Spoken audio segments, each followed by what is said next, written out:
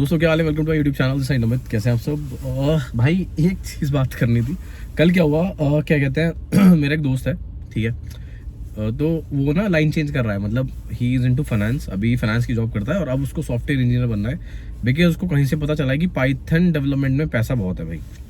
तो मेरे को कल शाम को मिला, खाना खाने की बात की कहानी है कि भाई क्या कहते हैं यार नमित, मैं ना लाइन चेंज करने की सोच रहा हूँ और सोच रहा हूँ सॉफ्टवेयर इंजीनियरिंग को पकड़ लूँ।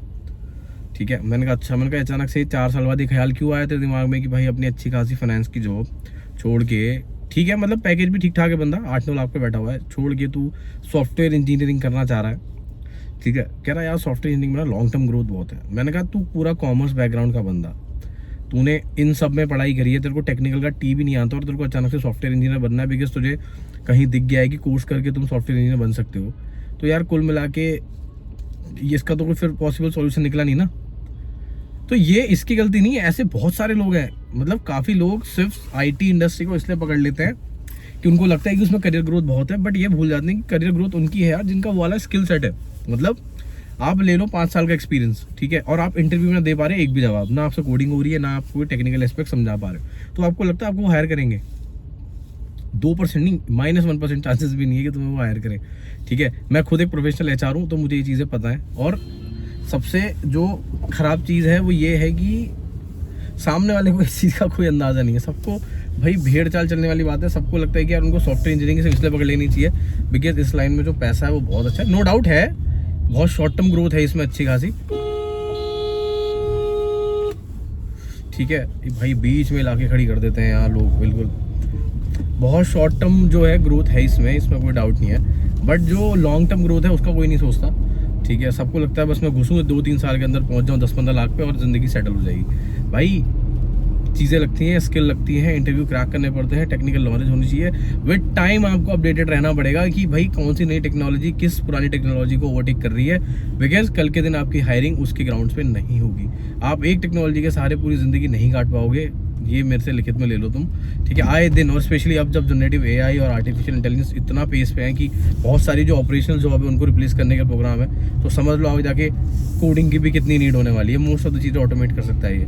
ठीक है, आर्टिफिशियल इंटेलिजेंस तो कोडिंग से ही बनाया गया और कोडिंग वालों की मदद कर रहा है, तो बेसिकली ये अपने लिए गड्ढा खोदने वाली चीज़ है। ठीक है, सेकेंड चीज़, जस्ट बिकॉज आपको लगता है कि ये लाइन बहुत हाईली पेड है एंड आप कर लेंगे, डज नॉट मेक सेंस। पहले चीज़ों को समझो यार।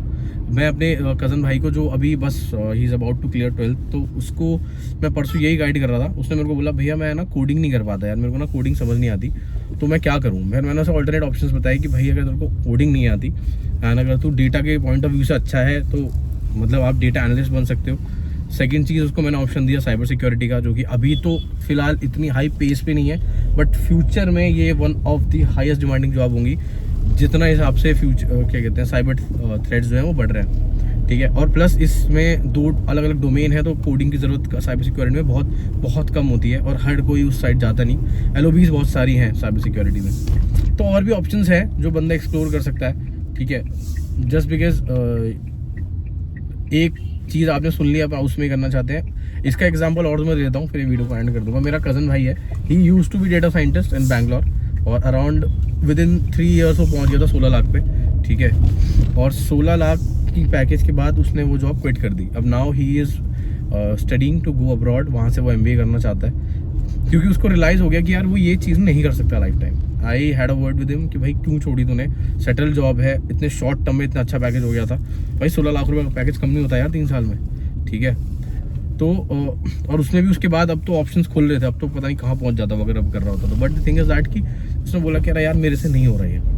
ठीक है, मैं कर रहा हूँ just for the sake of money, but मेरे से ये देर रात वाला काम नहीं हो रहा, हेल्थ को अफेक्ट कर रहा है मेरे को, और प्लस मेरे को ये करना भी नहीं था। ठीक है, he was more into management side कि मैं ना एक टीम अच्छे से लीड कर सकता हूँ, कंसल्टिंग में अच्छा हूँ, तो मैं उस लाइन को पकड़ूंगा इंस्टेड कि मैं एक ऐसी लाइन पकड़ूँ जहाँ पर मुझे सिर्फ डेटा नंबर्स पे बात करनी है और इन दी एंड कंपनी को कुछ बताना है कि हाँ भाई ये डायरेक्शन है। तो ही क्विट। अब देखो ऐसे सिचुएशन भी है, एक कहानी के कितने पहलू हैं आपको पता ही नहीं, आप बस जो सुन रहे हो आपको लग रहा है वो सच है। तो पहले जस्ट रिसर्च ऑन योरसेल्फ कि आप किस चीज़ में सही हैं, और जो आपको चीज़ें लगती है कि हाँ आपके अकॉर्डिंग है, बस उसमें घुस जाओ। ग्रोथ तो यार धीरे धीरे हर जगह मिल ही जाती है। ठीक है, मैं ऐसे ही एक टॉपिक बना दिया आउट ऑफ कॉन्टेक्स्ट, ऐसा कुछ था नहीं इस कार रिलेटेड। सब्सक्राइब कर लेना भाई, फर्स्ट टाइम आए चैनल पर, तो थैंक यू फॉर वॉचिंग।